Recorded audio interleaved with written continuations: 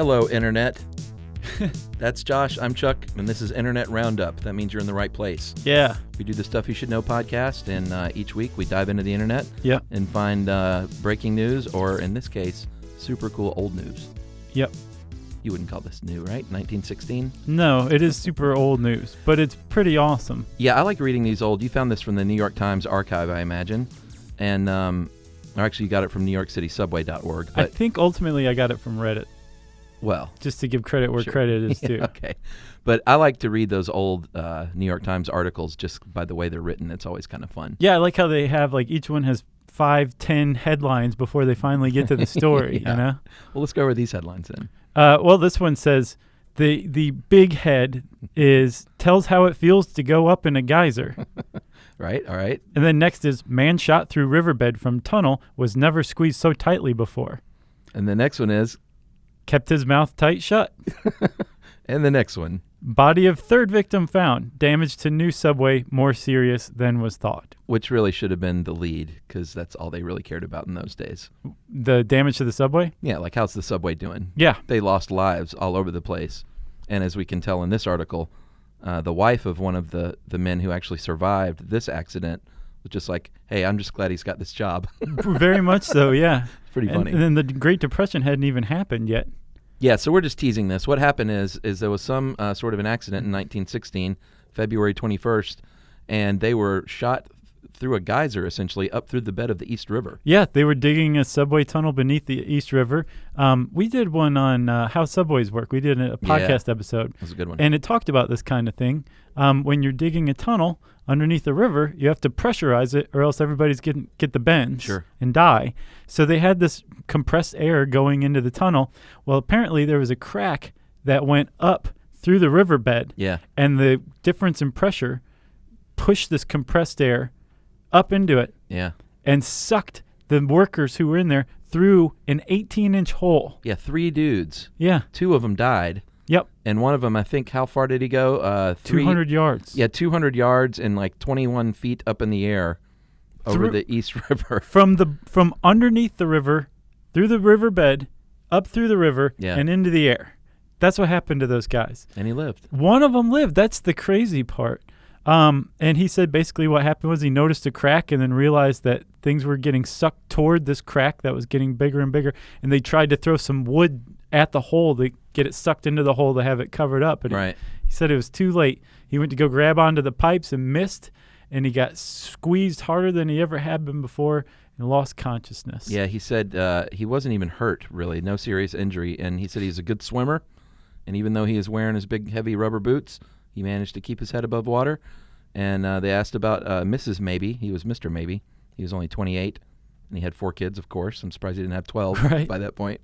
And she said, of course I know that Marshall is in danger every time he goes to work, but all work is dangerous, which is true in 1916. Yeah, for sure. And my husband is as careful as he can be. His job is a good one, and I'm glad he has it. Yeah. And she said, stop being a wiener and go back to work. I know. My wife would have been like, you're not going to that job anymore. Yeah. Yeah. Or maybe she would have sent me. Well, it's not 1916. For some overtime. It's all about historical context, right? So that was a good one. Nice job on that. Tells how it feels to go up in a geyser. That's the title of that. And I recommend just going to the New York Times archive and just reading how things were written back then. And so it's pretty fun. It is neat. Because they have typically scans in PDF form of the actual article. So you've got all the cool old-timey fonts and everything with it, too. It really adds to the experience. And this next bit is from Live Science, entitled Humans Broke Off Neanderthal Sex After Discovering Eurasia, from Charles Choi. This is kind of neat. What they found when in 2010, they did the first sequence of the Neanderthal genome, which is really cool because they found out that modern Eurasians share about 1 to 4% of the Neanderthal DNA. Right. Which in itself is a pretty big finding. Right. But then they said, wait a minute, modern humans also lived on the planet at the same time. Mm-hmm. I wonder if they ever copulated And they did. They definitely did. So Neanderthals had humans beat by about 30 or 40,000 years. Mm-hmm. Then they coexisted for about 200,000 years or 170,000 years. Plenty of time to get down to business. Well, yeah. And the Yeah. Neanderthals died out about 30,000 years ago. And they're still trying to figure out what happened or why. Was it competition? Was it war? Right. Who knows? But it was a fairly surprising find to find out that you, me, pretty much everybody in this room right now has Neanderthal DNA. And not just Neanderthal, Yeah. but also Denisovan, which is a new kind of humanoid. Hominid, I think, is the more accepted scientific term. Okay. Humanoid is more science fiction. We're talking like paleo history. Yeah, hominid. And at least a couple other types as well. But what they're trying to figure out is like why did we stop when humans reached Eurasia?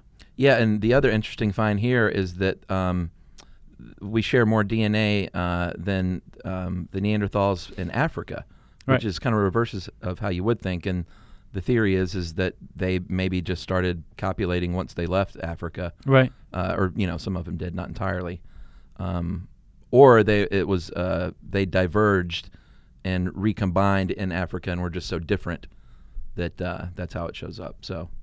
Which is called a speciation event, when two formerly similar or the same species have gotten so far off the same path that they can't reproduce any longer. Yeah. We did an episode on that too, didn't we? Yeah. Evolution in isolation or something like that? Yeah. Speciation event. It's all coming back. So thanks to Live Science and Charles Choi for that piece of news. Yeah, that one's called Humans Broke Off Neanderthal Sex After Discovering Eurasia. I have nothing else, sir. No, that's it. If you want to hang out with us on the internet elsewhere, you can leave comments to this video below. You can subscribe too. We've got a pretty awesome channel. We're on Twitter, we're on Instagram, Pinterest, Facebook, and we have a really great website. It's called StuffYouShouldKnow.com. We're on platforms that haven't been invented yet. Yeah. That's how far ahead of things we are. So we'll see you next week.